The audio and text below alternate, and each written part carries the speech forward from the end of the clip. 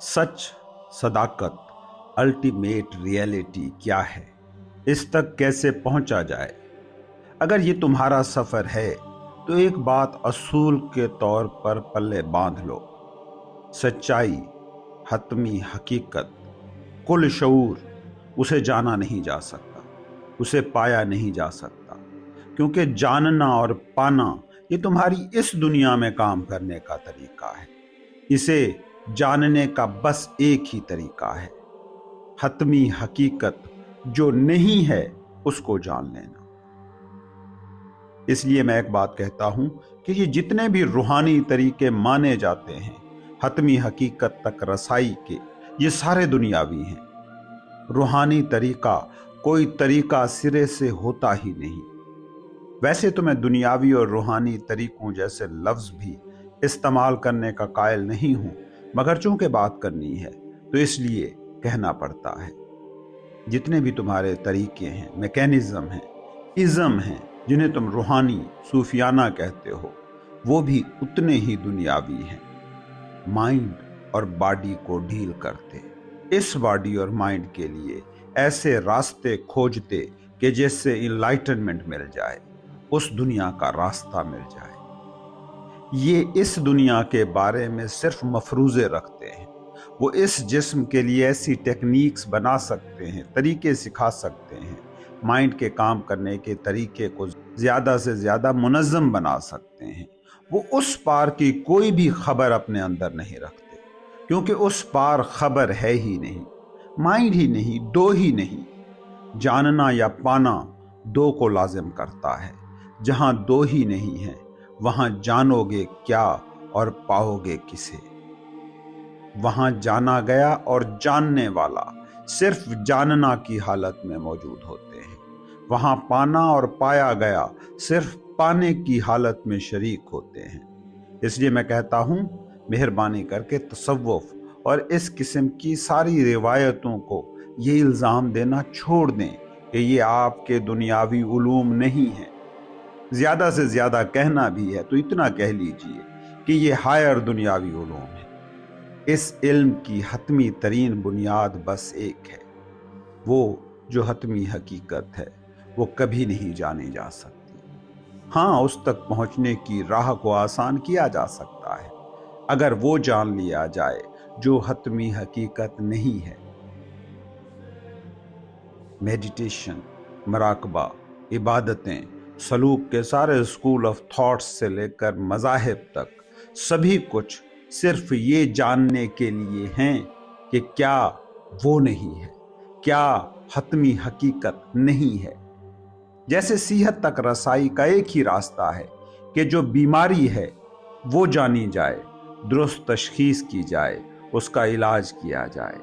बीमारी नाम की ये रुकावट हट गई तो सेहत के मकाम पर तो तुम हमेशा खड़े ही हो।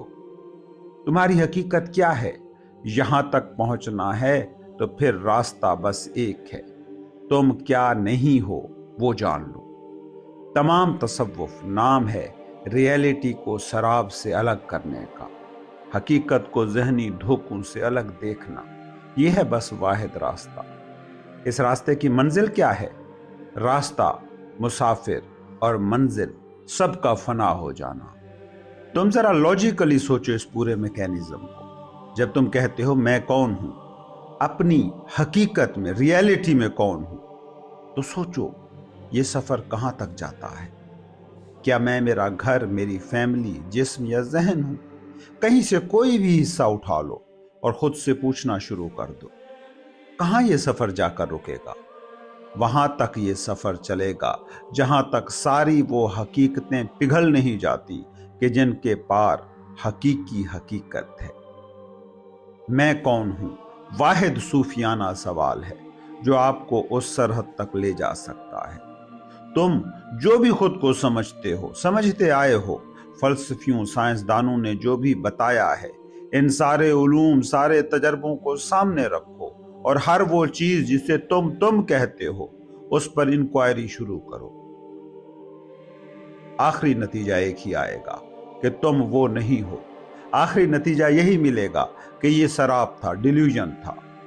بہت سارے تمہارے ڈیلیوژن تو صرف اس ایک ایکشن سے مٹ سکتے ہیں، اور وہ ایکشن یہ ہے کہ جب کوئی مرنے کے قریب ہو اس کو غور سے آبزرو کرنا شروع کر دو، اس سے باتیں کرو، اس سے سوال پوچھو۔ وہ ساری چیزیں جس سے اس کا ہونا طے ہو رہا تھا، وہ آلموسٹ ساری کی ساری صرف دو ایک چیزوں کو چھوڑ کر وہ تیاگ کر چکا ہوتا ہے۔ آخری تیاگ ہوتا ہے جسم اور ذہن کا، جس کے بعد کی کہانی وہ سنا نہیں سکتا، اور سنائے بھی تو تم سن نہیں سکتے۔ یہ ڈر کی، خوف کی اور ان نون دنیا ہے جس میں داخلے سے تمہیں ویسے بھی ڈر لگتا ہے۔ کبھی کوئی ایسی چیزیں ہوں بھی تو تم بھوت پریت اور پتہ نہیں کیا کیا کہہ کر ڈر کی وہ فضا بنا لیتے ہو کہ بات ہی نہ ہو اس پر۔ یہ انا کا، مائنڈ کا، خود کو بچانے کا ایک میکینزم ہے۔ تصوف ہے التباسات کو، دھوکوں کو، ڈیلیوژنز کو ریئلٹی سے الگ کرتے رہنے کی مسلسل مشق۔ ڈیلیوژن کسے کہتے ہو؟ چیز جیسی ہو ویسی نظر نہ آئے۔ صحرا میں دور پانی نظر آتا ہے، پہنچے تو نہیں ملتا، اسی کو سراب کہتے ہیں نا۔ پانی لگتا ہے، دکھائی بھی دیتا ہے، مگر ہوتا نہیں ہے۔ تم اپنی دنیا کو اٹھا کر ذرا دیکھنا شروع کرو، ساری چیزیں ایسی ہی سراب ثابت ہوتی دکھائی دیں گی۔ اس نوکری سے یہ ملے گا، کیا ملا؟ شادی سے یہ ملے گا، کیا ملا؟ فیملی سے یہ ملے گا، کیا ملا؟ اور موت کے قریب تو نزدیکی ترین آئیڈینٹیفیکیشنز کو بھی یہ کہہ کر چھوڑ دیتے ہو کہ ان سے بھی کچھ نہیں ملنا۔ سراب اور حقیقت کا فرق یہی ہے۔ حقیقت یہ ہے کہ جو چیز جیسی ہے ویسی ہی نظر آئے۔ سوچو، کوئی بیدار شخص ہے جو جانتا ہے کہ نوکری سے جو بھی خواہشیں میں جوڑ لوں، شادی، فیملی جیسی بھی یہ دنیا دکھانے کی کوشش کرے، میرا ذہن اس کو جیسی بھی رنگین فلم بنا کر دکھا دے، میں جانتا ہوں کہ یہ کیا ہے۔ اب ایسے شخص کے لیے ان میں سے کوئی بھی چیز مسئلہ نہیں بن سکتی، کیونکہ اس کی شادی کے تصور میں پیار ہی نہیں، تکرار اور جھگڑوں کی بھی گنجائش موجود ہے، تو مسئلہ کیسے بنا؟ اسی طرح نوکری یا بزنس یا مادی جسم، ہر ایک کے بارے میں اس کے پاس دونوں ناگوار اور خوشگوار کی گنجائش موجود ہے۔ اسے مسئلہ کیسے ہو سکتا ہے؟ چیزیں جیسی ہیں ویسی انہیں دیکھ پانا، یہ ہے تصوف یا روحانیت، اور چیزیں جیسی دیکھنا چاہتا ہوں ویسی نظر آنا، یہ ہے مائنڈ یا مادی دنیا۔ چیزیں جیسی ہیں ویسی نظر آئیں تو یہ ہے حقیقت۔ اسی کو ریئلٹی کہیں گے نا، کہ جو جیسا ہے ویسا نظر آئے۔ اب ایسا نظر آنا یا سمجھ میں آنا مائنڈ سے نہیں ہو سکتا۔ ایسا نہیں ہے کہ میں خدا نخواستہ مائنڈ کی کوئی توہین کر رہا ہوں، میں صرف مائنڈ کو ویسا بیان کر رہا ہوں جیسا وہ ہے۔ میں اس کو اس کی محدودیتوں سمیت کہہ رہا ہوں۔ یہ مائنڈ کی مخالفت کیسے ہو سکتی ہے؟ جو جیسا ہے ویسا ہی اسے کہنا کیا غلط ہے؟ ہاں، تمہاری دنیا میں چلن ویسے یہی ہے کہ جو جیسا ہے ویسا اسے کبھی نہ کہو۔ اسی لیے تو تم اس طرح کے ضرب المثل کہتے ہو کہ سچ کڑوا ہوتا ہے۔ سچ کڑوا نہیں ہوتا، انا کو ننگا ہونا پسند نہیں ہوتا۔ جیسی وہ ہے ویسی وہ نظر آنا پسند نہیں کرتی، کیونکہ کوجھی ہے، نکلی ہے، فریبی ہے، میک اپ زدہ ہے۔ شاید یہی وجہ ہے کہ جتنا انسان کی انا تگڑی ہوتی جاتی ہے، اس کا لباس زیادہ سے زیادہ ہوتا جاتا ہے، میک اپ کی ضرورت بڑھتی جاتی ہے۔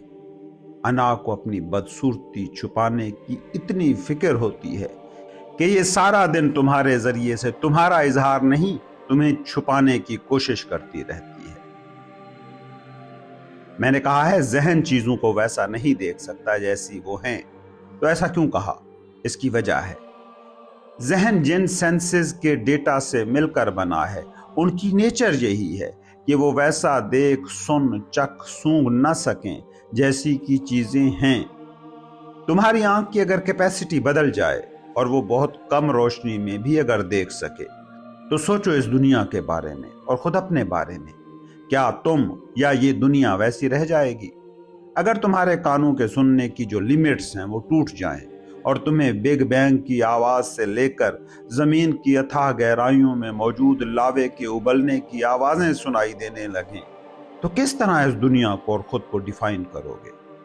تو یہ جو بھی سینسز ہیں تمہارے پاس، یہ حقیقتیں دیکھنے کے لیے نہیں ہیں، بلکہ یہ حقیقتیں چھپانے کے لیے ہیں۔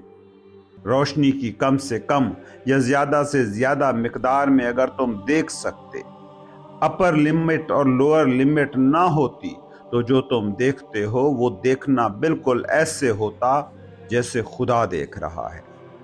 یہی تمہارے حواس کی حقیقت ہے۔ اب ان حواس کے بنائے گئے ڈیٹا سے جو مائنڈ بنا ہے، وہ ریئلٹی دیکھے گا یا سراب، خود اندازہ لگا لو۔ اور سوچو ذرا، نیچرل سکیم آف تھنگز میں کیا ہونا چاہیے تھا؟ تم دن کو دیکھتے کچھ اور نظر آتا، رات کو دیکھتے کچھ اور نظر آتا، تو پہلا سوال اصولی طور پر کیا ہونا چاہیے تھا؟ یہی نا کہ یہ کیا ہوا، میرے دیکھنے کی حس میں کوئی مسئلہ ہے، اس کو حل کرنا چاہیے۔ قریب جانے پر آواز کا کسی اور طرح ہو جانا، اور دور جانے پر اور ہو جانا، اور زیادہ دور جانے پر بالکل ہی غائب ہو جانا، کیا تمہیں مجبور نہ کرتا کہ کان کے علاج کی فکر کرتے؟ مگر کوئی بھی ایسا نہیں کر رہا۔ سینسز کے کام کرنے پر تو کوئی بھی سوال نہیں اٹھاتا۔ سوچو ایسا کیسے ہوا ہوگا؟ اس کے لیے یہی سینسز کے ڈیٹا سے بنا مائنڈ میکینزم بناتا ہے۔ وہ تمہارے حقیقی جسم پر لباس چڑھاتا ہے، اور تم اسی لباس سمیت خود کو خود مان لیتے ہو۔ یہ لباس ہے انا، ایگو۔ وہی انا جو ریئلٹی، سراب، تصوف، دنیا اور مابعد طبیعت کی ساری نقلی دنیا تراش کر تمہیں مصروف رکھتی ہے، اس وقت تک کہ جب تک مائنڈ اور جسم فطری انجام کو نہ پہنچ جائیں۔ اور جب یہ وقت آتا ہے تو انا وہاں سے چپکے سے نکل جاتی ہے۔ اب کیا اس انا سے تم حقیقت، ریئلٹی، الٹیمیٹ ریئلٹی کو جان سکتے ہو؟ کبھی نہیں۔ کیا تم جان سکتے ہو؟ صرف ایک چیز، تم کیا نہیں ہو۔ مائنڈ کے تراشے ہر تصور، ترشی ہر تصویر، تخلیق کی گئی ہر آئیڈینٹیفیکیشن پر سوال اٹھانا شروع کرو، اور جس چیز کے بارے میں پتہ چلتا جائے کہ وہ تم نہیں ہو، اس کو ٹک کر کے آگے بڑھتے جاؤ۔ چھوڑنے اور نفرت کرنے اور چڑنے کی ضرورت نہیں، بس بطور کنسپٹ اس سے خود کو ڈی لنک کرتے جاؤ۔ کیا اس میں کوئی مسئلہ ہے؟ شاید اس وقت تم کہو کہ بات تو درست ہے، کچھ چھوڑنے کو تھوڑی کہا جا رہا ہے، بس تصور کی سطح پر جانچنے اور دیکھنے ہی کو کہا جا رہا ہے۔ نہیں جناب من، بہت بڑا مسئلہ ہے، خود تجربہ کر کے دیکھ لیجئے۔ مائنڈ نے جو انا بنائی ہے، اس کی ساخت ہی ایسی ہے کہ وہ نقلی ہے، اور وہ نقلی کو نقل ثابت کرنے سے تمہیں ہر قدم پر روکے گی۔ یہی تو اس کا کام ہے۔ ریئلٹی ریئلٹی کو بچاتی ہے، انریل کو بچاتا ہے۔ ایک جیسے پرندے ساتھ ہی اڑتے ہیں، ایک دوسرے کو بچاتے ہیں۔ تمہارا کیا خیال ہے کہ جب تم کسی کار کی خواہش اور محبت میں پاگل ہوتے ہو، تو کیا وہ کار کی خواہش ریئل ہوتی ہے؟ مگر ریئل لگتا ہے۔ یہ ریئل لگنا کار کی ریئلٹی سے بھی بڑی ریئلٹی ہے۔ سوچو، اگر تم یہ جان جاتے کہ کار کی ریئلٹی یہ نہیں جیسی مجھے سکھائی گئی ہے یا دکھائی دے رہی ہے، یا جیسی کہانیاں بنی ہوئی ہیں، مگر میں کار استعمال کروں گا، ہر نئے ماڈل کی کار خریدوں گا اور ان کا بہترین کلیکشن جمع کروں گا، کیا ایسا ممکن ہوتا؟ ہرگز بھی نہیں۔ انا کار کا جسم تھوڑی جیتی ہے، انا تو وہ مقابلہ جیتی ہے، وہ سٹیٹس سمبل جیتی ہے، وہ دوسروں کی نظر میں بڑا ہونا جیتی ہے۔